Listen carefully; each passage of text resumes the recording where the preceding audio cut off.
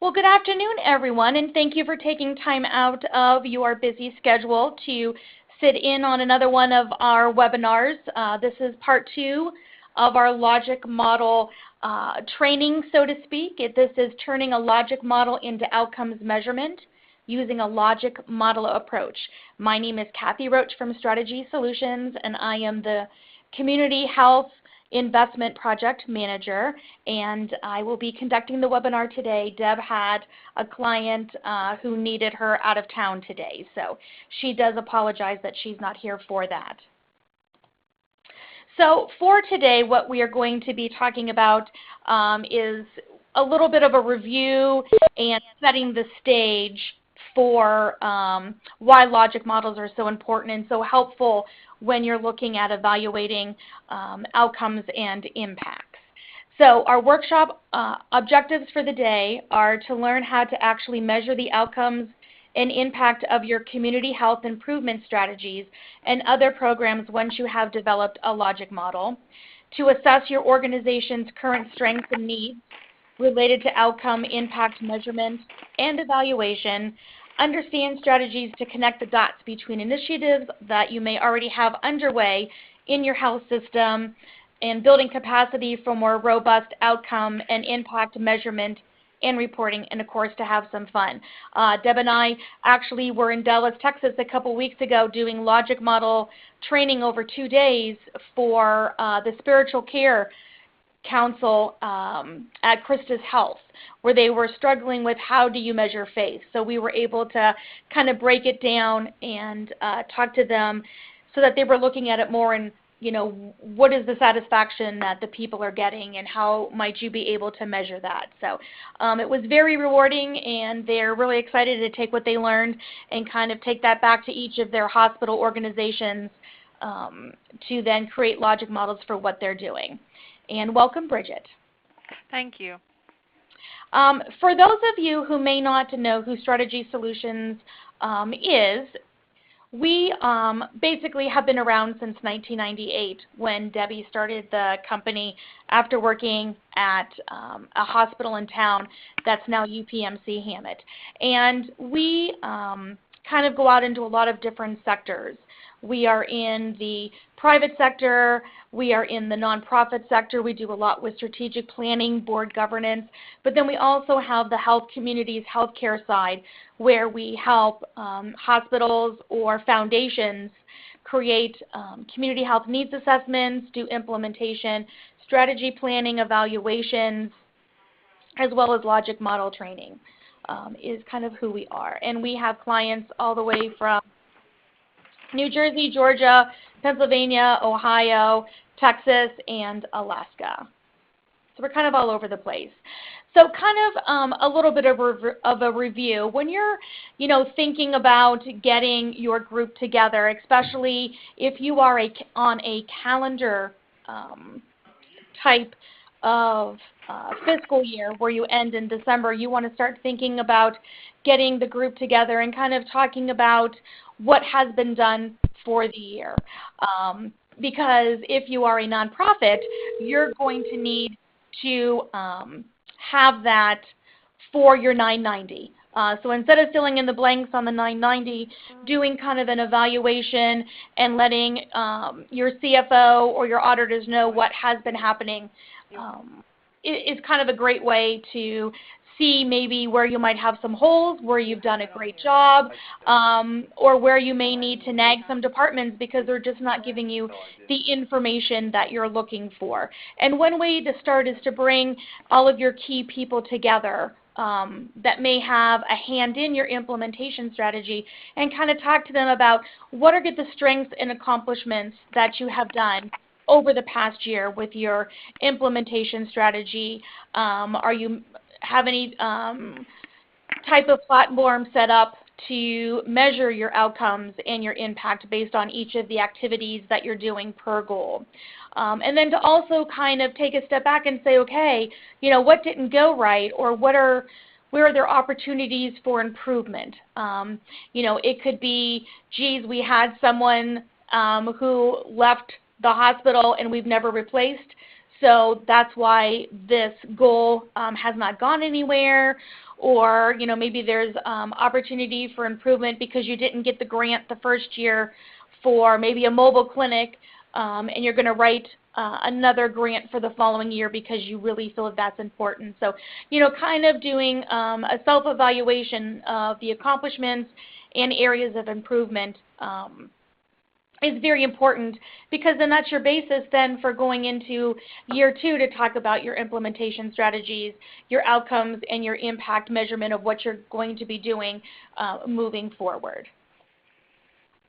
And basically it's connecting the dots. We have one client who was in the process of, while we were doing their implementation strategy, they were also working on their strategic plan.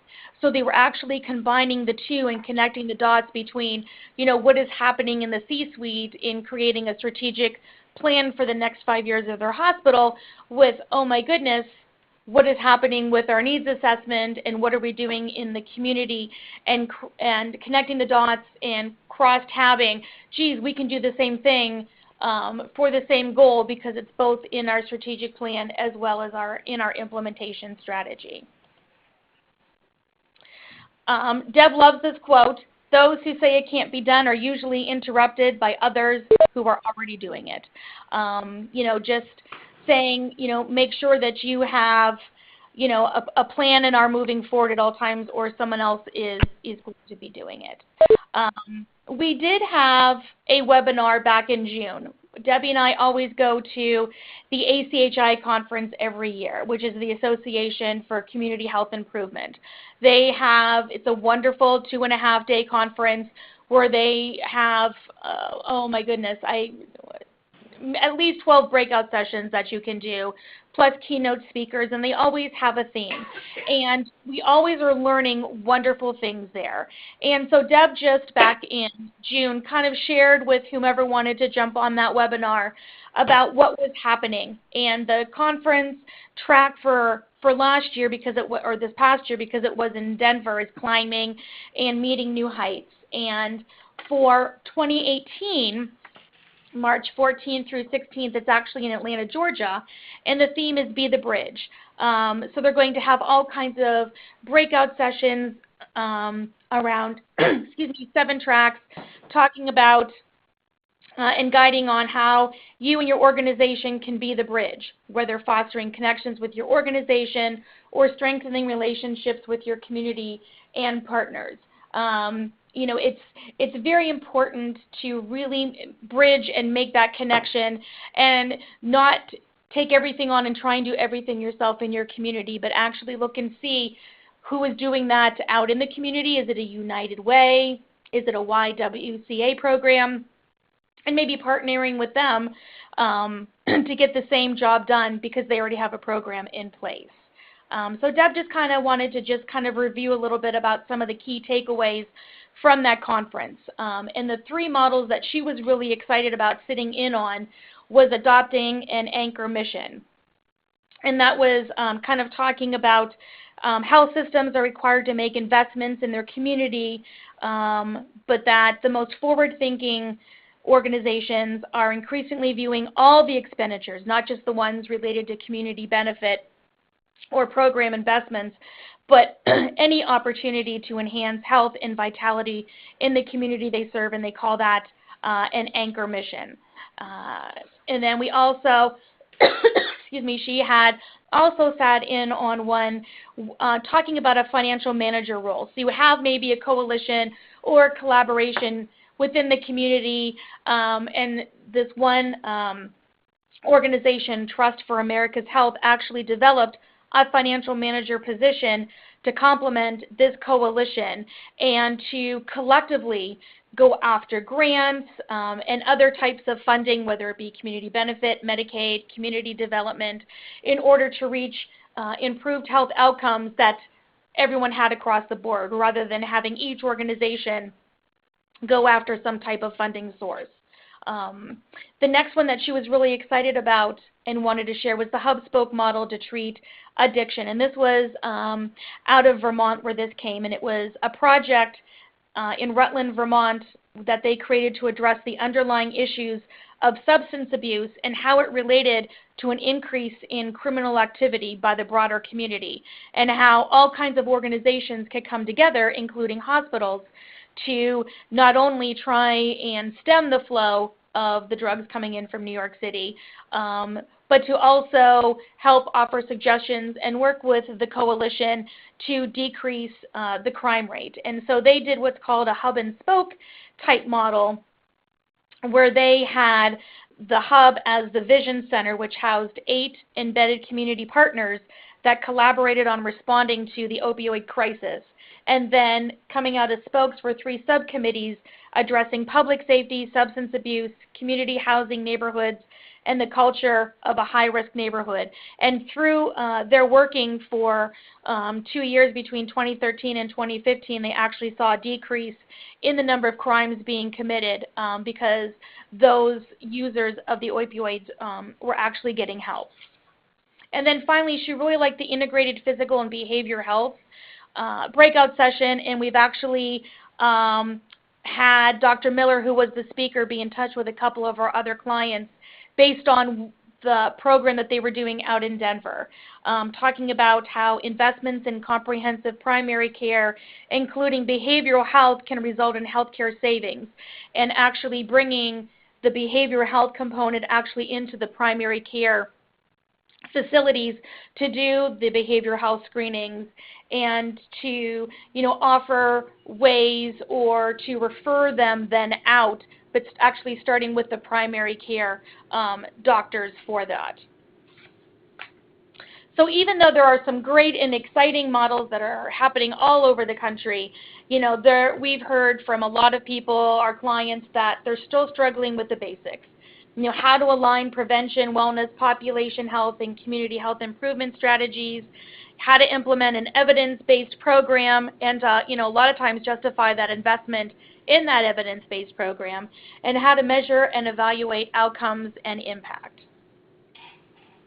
And basically you have, as what Deb likes to call, first-generation strategies. You have your needs assessments. You might have a couple community partnerships, based on maybe a wellness program that's in the community, a walking program that's in the community, and you also have organizational assessments and checklists.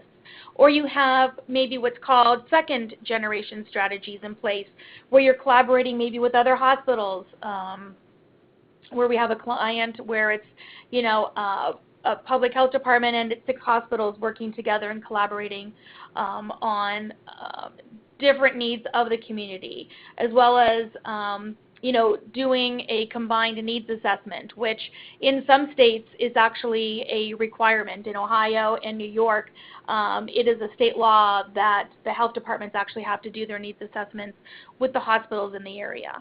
It's also community visioning, it's predictive analytics and use of data, and it's also maybe some national collaboratives. And then you might have organizational and developmental buy-in. You're herding the cats, so to speak, in order to get everybody, on board to coordinate, to execute, to measure, and report on activities that are happening in the community. This is just some information on some terms on what community health is versus population health versus population health management as a resource for you. Another thing to build on when you're doing your logic models and to think about is actually aligning your needs assessment with the population health and value-based payment models.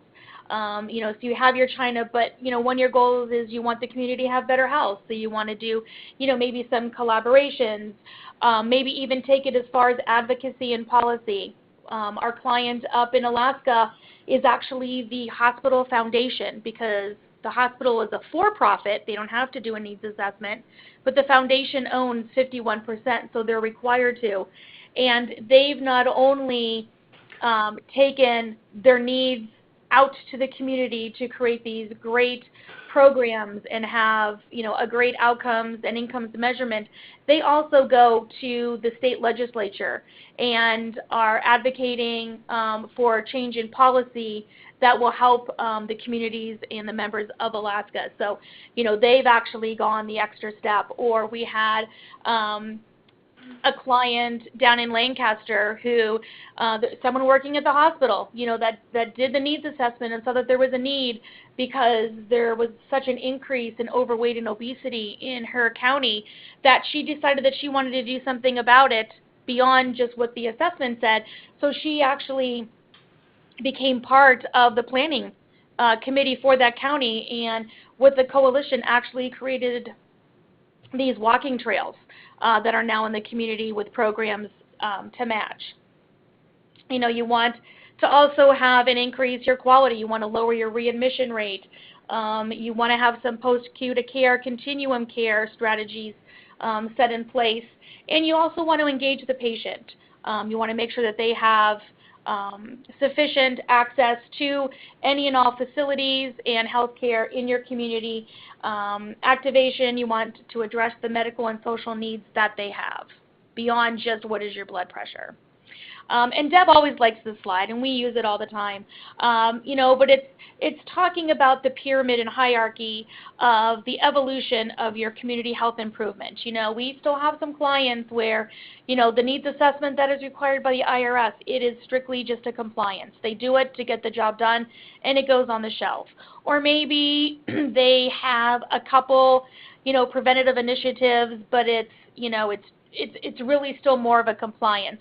And then as you go up the pyramid, you have hospitals that are part of a 50 organization collaboration where they're all working together to combat obesity or to actually tackle the housing problem that could be in their community that is causing readmission rates in the ER.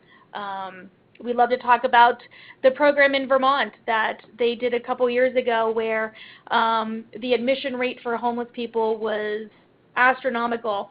And so the housing department, the planning department, and the hospital got together. Hospital put in a $20,000 investment.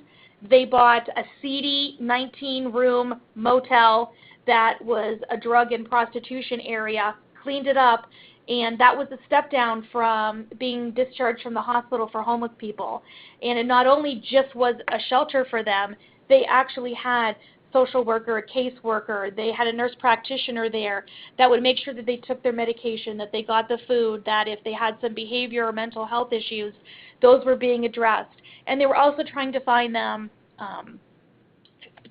permanent housing because they could only stay for 2 weeks. And they were honest and said some people they couldn't find homes. But the program was so successful that in the first year, the hospital saved $700,000 from that. So, it's looking out in your community and seeing who else you can collaborate to make a difference. So to improve your outcomes measurement process, you need to ask the right questions. And the questions that we recommend are, what is the goal that the intervention or the program is attempting to accomplish? It's your long-term outcome. Why do you do what you do, and what is the overall outcome you hope to achieve? And this question is really important because when we do our trainings, we like to say, when you're creating a logic model, which we'll be going through in a couple minutes, what is your end game? Why are you doing what you're doing?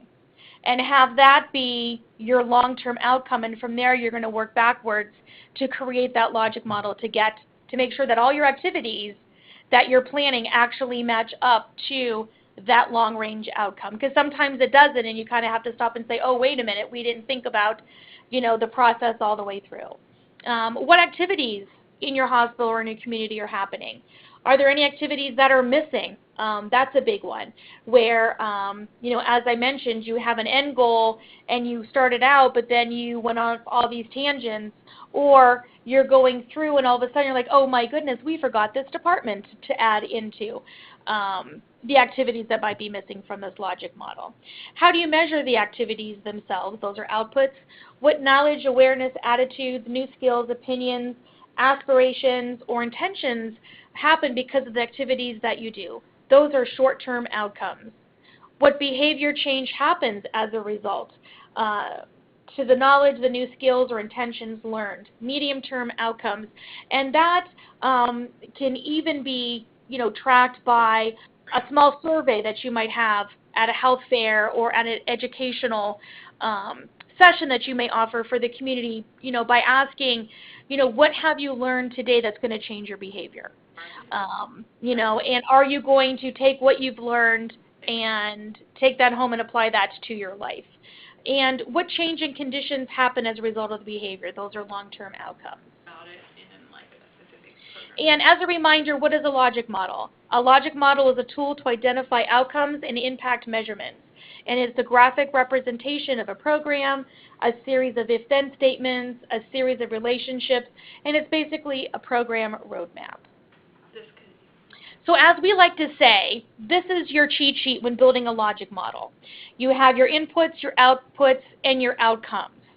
So what we invest, typically is always going to be these 6 things. It's your staff, it's maybe your volunteers, it's money to make the program happy, it's a research base, it's any equipment that you might need, and any technology like a SurveyMonkey or surveys on an iPad that you might utilize. What do you do for it? Are you training? Are you teaching? Are you delivering a service? Are you networking? Do you have partnerships? Do you have, are you offering any media or facilitation? Who do you reach? You reach your participants, you reach your clients, you reach your customers, but you also may be reaching agencies or decision makers or politicians. And then for your outcomes, you have your short term. So you're learning, what is the knowledge that they've learned? Do they have any awareness? What are their attitudes about changing their behavior, their skills, any opinions that they might have, aspirations or intentions?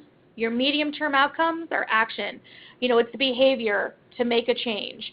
It's decision-making, it's policy, it's social action, taking it on that pyramid up to a higher level. And then your long-term outcomes are your conditions, which is the health and well-being. And as we go through an example, you'll see with breast cancer, what their well-being condition, why they wanted to do the program. Macro is economics, civics, and then the environment. And, Deb just loves this cartoon. If you don't know where you're going, any path is going to take you there. Which path may be shorter because you have a logic model and a plan in place. So this is an example from Wellstar, West Georgia Medical Center, where we've been working with them for quite a number of years. And one of their goals was to reduce the number and percentage of patients diagnosed with stages 3 and 4 cancer. And they were extremely aggressive about that. So that's their end game, is to lower that percentage of stage 3 and stage 4 and catch those cancers in stage 0 and 1. So they created patient navigators that really followed the patient. They did distress surveys at the beginning when they were diagnosed with cancer. After, I think it's a couple weeks of treatment, they do the survey again. They are always checking in with that patient to make sure that they don't need any other assistance or support, as opposed to just going and sitting and getting, their chemo treatment for the day, but actually forming a relationship with them. So their goal was to catch those stages at a less and less number and reduce the incidence and prevalence of chronic disease and improve chronic disease management of obesity, heart disease, cancer, stroke, and diabetes was their goal. And so they had a couple intervention strategies and activities, and their breast cancer support group actually became this large coalition of other members of the community, and they do the Paint the Town Pink activity every year. They are huge advocates for the breast cancer awareness movement down in Georgia. And so they offer clinical breast exams during the event. They have education programs on how to do breast self-exams and what the guidelines are for mammography. Vouchers are given for free mammographies. Information and programs on wellness, nutrition are offered, and mammogram scheduling is available on-site during the event. So what they've done is, sure, how many vouchers did we hand out at paint the town pink, and how many mammograms were scheduled. But then what they do is they actually follow up with those people that they gave vouchers to, and match up to see if they did actually keep their mammogram appointment, and if not, they receive a follow-up call. You know, what are the issues? Do you need transportation? Did you lose your voucher? You know, do you need someone to go with you? So they are doing a lot of follow-up to make sure that those people are not lost after they leave that event. They also reach out to the public and affordable housing complexes for the same thing, to educate, to offer education programs on wellness and nutrition, how to do the self-breast exams, guidelines for mammography. They also hand out the vouchers there. They schedule mammograms right there as they're out talking to the different housing complexes. And they actually have volunteer breast cancer survivors offer transportation to participants if needed, just so they're not going alone. So this is their logic model that we created for them. You know, so their inputs are their staff, their facilities, their equipment, the activities that they're going and doing public outreach, they're doing screenings, they're doing education, and they're offering mammographies. The outputs would be the number of people participating in the outreach events, the participant satisfaction with the outreach event, which is a percent rating on a small, little 5-question survey that they hand out, and their ratings are good to excellent is what they measure. For the outcomes, their short-term outcomes would be the number and percent of participants who indicate that the information about breast cancer risk factors and exam guidelines was useful. And again, this is on a survey, just, a couple questions. The number and percent of women likely to follow the guidelines, the number of vouchers given, and the number of people scheduling those mammograms. But then the medium-term outcome would be the number and percent of people following up on the screening results and receiving their mammogram, the number and percent of those attendees who made some lifestyle change based on earlier programs, and the number and percent of people diagnosed with cancer at each stage. And then the long term is the number and percent of people diagnosed with cancer at later stages decrease. That was their end game. That's why they were doing the program. And so that is their long-term goal. And then also, what is the cost savings associated with the fact that they're catching those cancer diagnoses at an earlier stage, at 0 and 1 versus stages 3 and 4. So, a lot of it can be, captured through small surveys, and it also helps, of course, if you have PCPs that they can go to that are in your organization. I mean, that's a huge thing, and maybe you have 2 PCP offices versus 10 that are in the community.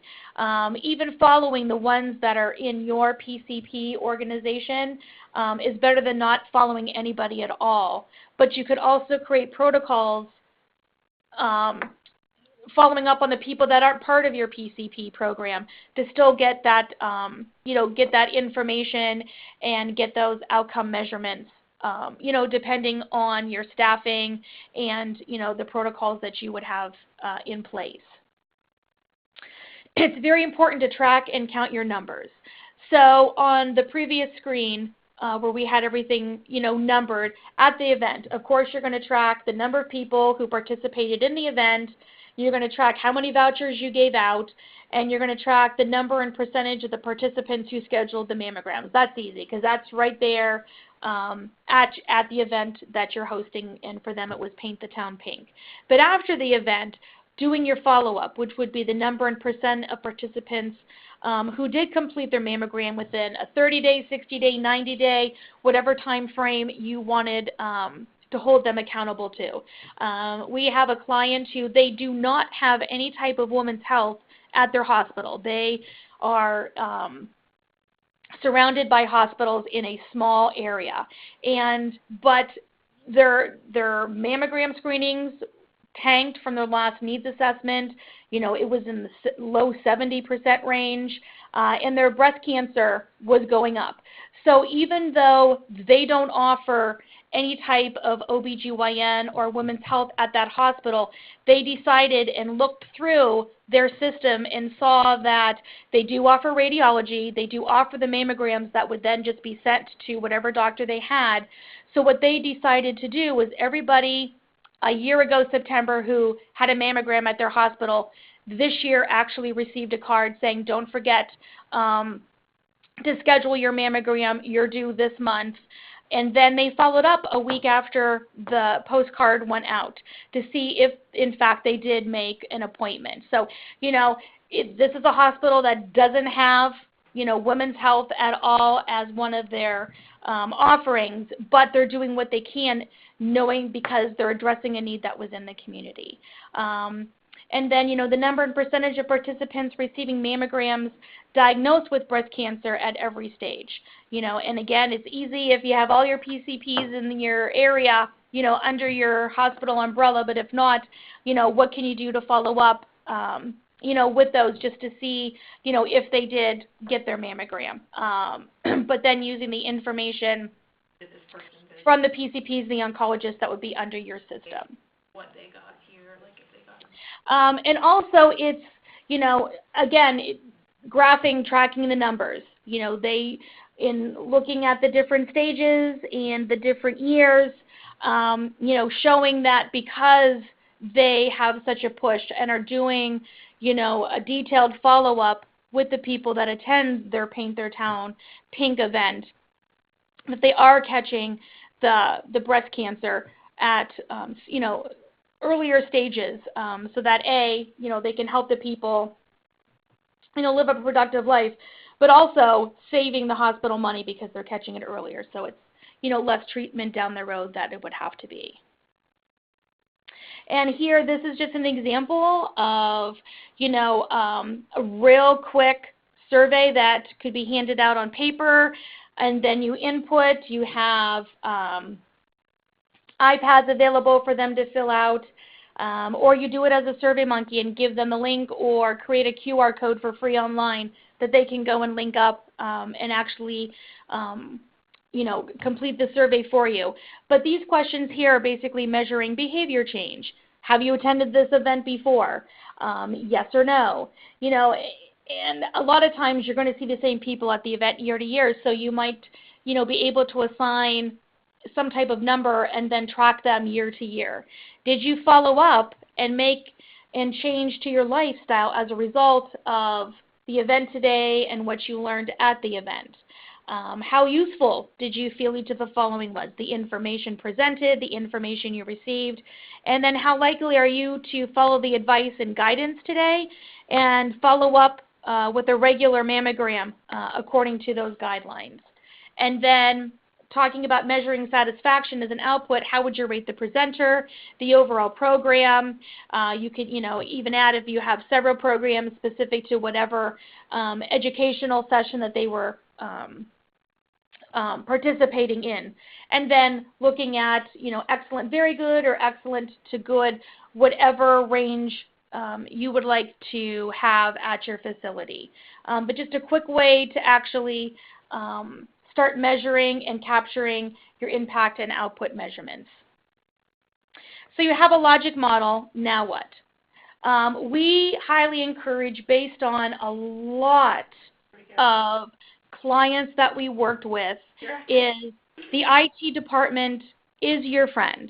You need to find a guru informatics person in your facility that is going to know the system, whether it's, you know, Epic or Meditech, and to see, you know, geez, here are my outcome measurements.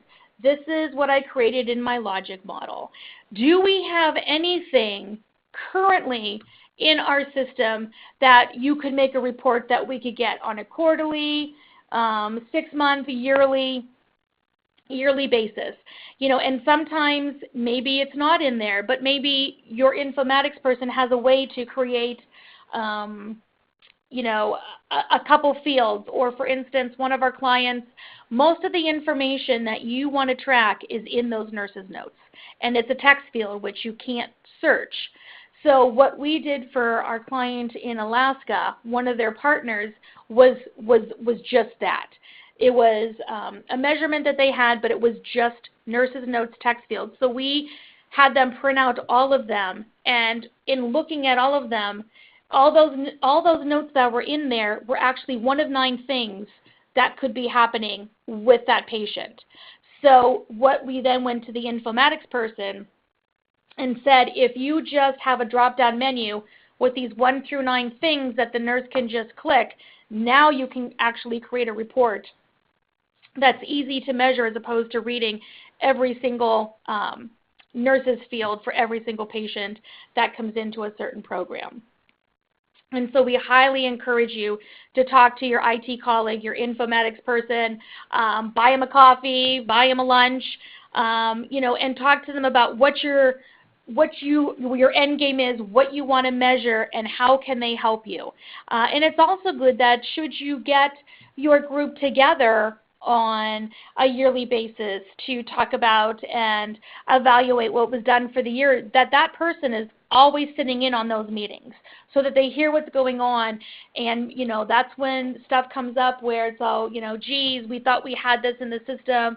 We couldn't find it, so we didn't do any measurement.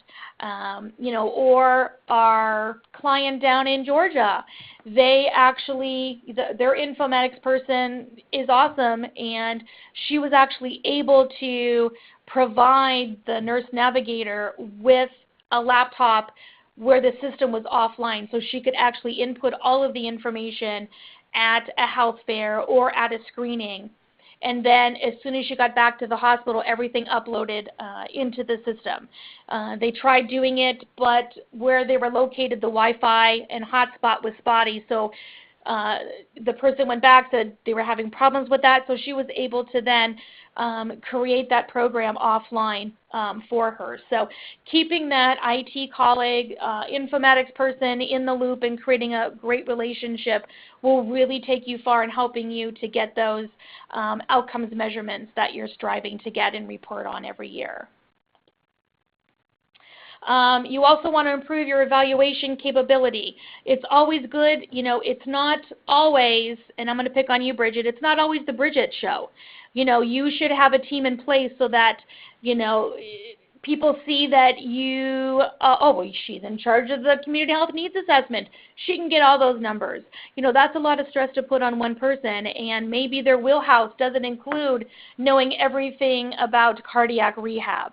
So looking at your implementation strategy, your logic model, and seeing who should be part of the responsibility of getting that data, and then making sure that they sit in on the meetings and know that they're accountable, for that really helps. So it's just not a one-man show or one-woman show. You want to identify stakeholders in your community, program staff, participants, or others who want to gather input from related to the needs and the outcomes of what you're working on. You want to develop an evaluation survey or tools to gather input. I'm just doing an evaluation for a client right now, and we ran out of time. They had a new person to the table, and it was a lot of kind of history talking. So created a SurveyMonkey tool that they're presently taking to finish up the evaluation of what they've done for year one. You want to also review your outcomes and impact data as well as other evaluation input. You want to document the conclusions from the data reviewed and inputted, and then you want to identify ideas and an action plan to improve the program. So by improving your evaluation capability, you're going to have a better evaluation of where you're at the end of each year in order to see if you've hit the mark on what you wanted to do for your 3 years for your implementation strategy every year, and not waiting for year 3 then going, oh my goodness, we did nothing, or we struggled with this, so we just dropped the ball. Constantly talking and communicating with that team, bouncing ideas back and forth will make sure that nothing gets lost in the shuffle. And then we always suggest an evaluation process schedule. So throughout the year you want to have, make sure that you implement the programs, you establish process to collect output and outcomes data. But the month after your fiscal year ends is when you want to start to compile your data. You want to send out a form or a spreadsheet for each of the people who are responsible for an activity to say, okay, what did you do for the past year? Give me your numbers, give me your percentages, give me, what you've been tracking. But then it's also good to say, do you have any stories to tell? For instance, you changed the venue, the time of year, and the time of this health fair that you were doing every year, and the attendees tripled in size. It was such a great, experience, and we're gonna have it here every year at the time. So it's just not the numbers, but it's also what made that thing successful, and having people comment on that. You also then, the second month after the fiscal year ends, you want to gather the feedback, and maybe if you are working with, the YMCA in the town, you get with them and say, hey, we were working on this project, or you took the lead on this project.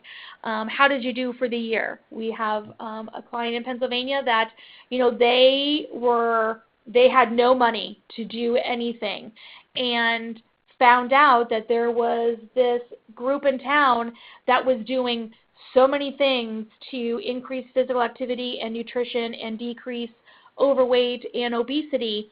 And so they found out that this person was doing this, met with them, and she was in charge of that whole entire goal of increasing physical activity, nutrition, reducing overweight and obesity in people. She was in charge of that, and at the end of the year came back with this great data that she had collected, including weight and BMI and miles, for the hospital. So the hospital put no money out, just touch base with her a couple times a year, then receive the information at a reach out after the end of the fiscal year. The third month, you want to convene the steering committee or your project team to review the data, review the conclusions, tweak the report, and finalize it. And then the fourth month would then prepare your 990 Schedule H, or at least give the information to your CFO or your auditors in order for them to complete the 990, because by you doing an evaluation report, that is all of the information that they need for the 990. You're not writing in those small little lines. And then you get to start the process all over again, which is always exciting. So, just to kind of regroup here, to improve your outcomes and impact measurement, you want to use the logic model framework to walk you through the process of identifying your activities, your outcomes, and your impacts. And, by remembering and looking at why you're doing what you're doing and having that as your long-term outcome, and then working backwards, that fills in that logic model for you. You want to identify the appropriate tools to gather the outcomes and impact data using the informatics or IT department in your organization to help you get those tools in place. You want to collect your outcomes and impact data, and you want to conduct an annual evaluation to review your results. And from there, you can say what worked, what you want to continue. Maybe your program was just a year one and done, or after going through your first year or the year, you are, you're, oh my goodness, we really want to start this program. We want to add this to our implementation strategy for year two moving forward. So it's always a good idea to revisit the plan that you just finished for year one and what needs to be tweaked, added to, or taken out for your year two evaluation and your implementation strategy for that year. Because even though the CHNA is a locked document, your implementation strategy plan should be a very fluid document where you're constantly making changes year to year, but then justifying it in your summary of why you're adding this or why you're not continuing with that activity, objective, or goal. Maybe it's because you didn't get that grant for the mobile unit and you didn't budget it for the 3 years. So that is the presentation on turning your logic models into outcomes measurement. Does anybody have any questions?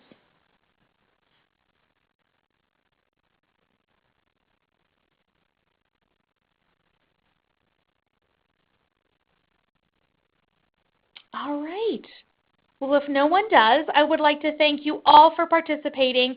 We do have our upcoming webinar in November regarding it's almost time for your needs assessment again.